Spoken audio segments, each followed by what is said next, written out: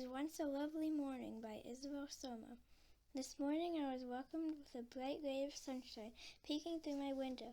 It is 6:30 a.m. and I have a business trip to Chicago at 8 a.m. today. It takes 2 hours to get to the airport and I need to be on time. On my way to the airport, I stopped at the local shop to get some supplies. As I was checking out my supplies, the shopkeeper was staring at something. It was the TV. He looked scared for some reason. "It's a lovely morning, isn't it?" I asked the shopkeeper to try to get his attention, but he wouldn't say a thing or make any eye contact. That is strange, I thought. As I continued driving, I saw people running all around. Some were panicking, and others were boarding their windows and doors with wood planks. I didn't think too much about it, though. I was almost there, and there was no time to waste. Once I got to the airline, I checked out my ticket and was sitting at seat 4B. Strangely, no one else was on the plane, no one at all, except for me and the pilot. I started feeling a bit uneasy. All the strange sights I saw, should I have thought something about them? Could they add up to be something bad or horrible?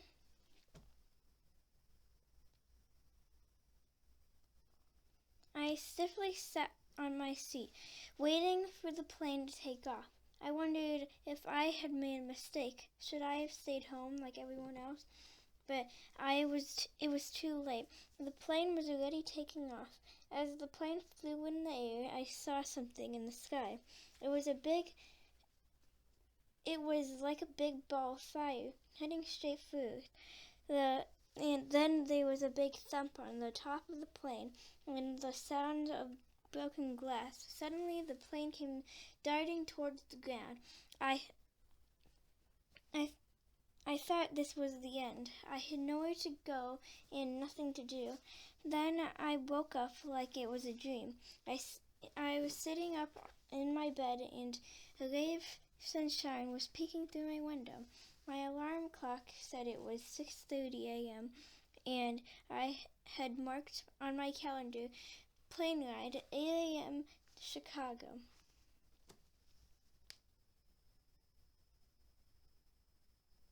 So I got out of my bed and started on my trip to Chicago.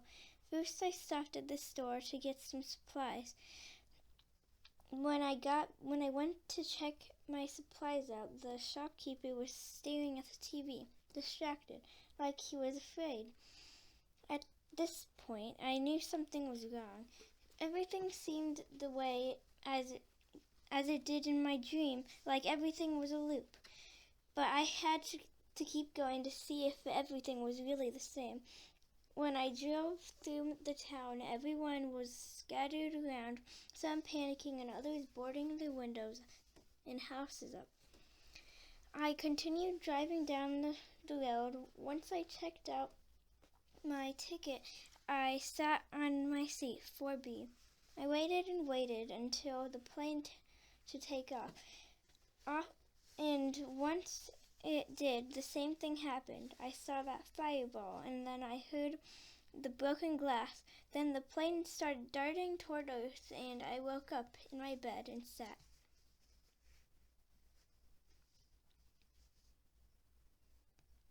I didn't want to go out again. I knew the same horrible thing would happen over and over and over again.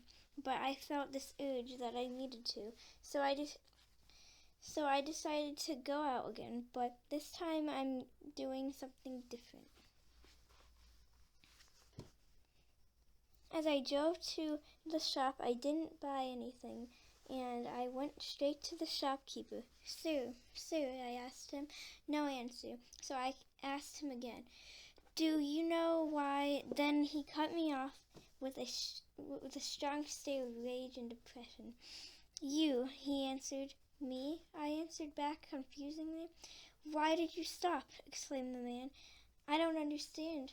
Do you mean Then he cut me off and yelled angrily, "The loop! We need the loop." I was very confused, but I knew what he was talking about. But why do you need it? because we will all perish because of you.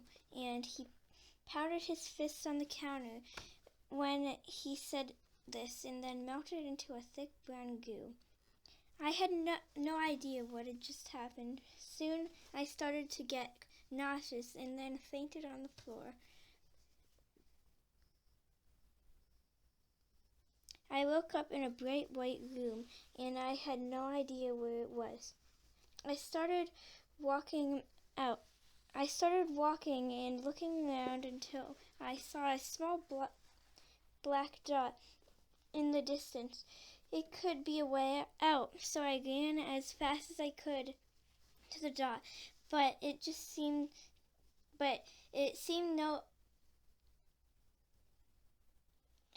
no matter how fast I ran or how far I went, the dot seemed to just get farther and farther away.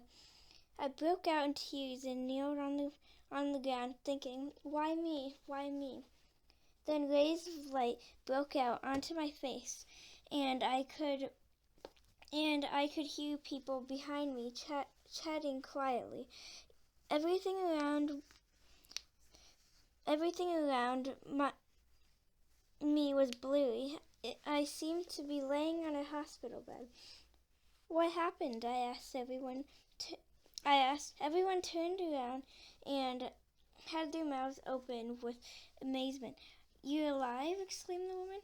"You were in a coma for 2 years. You got in a plane crash to Chicago," the nurse explained. But that was in my dream," I told her. "That wasn't a dream," said the nurse, looking out the window. I turned around to look out too, and I saw a fire-covered ball that I saw out the window of the plane. Is that why I had to continue the loop?" And as I said that, everything started burning away and turning into ashes. But I woke up again. The same bed, same time, same task to do, and that was once a lovely morning.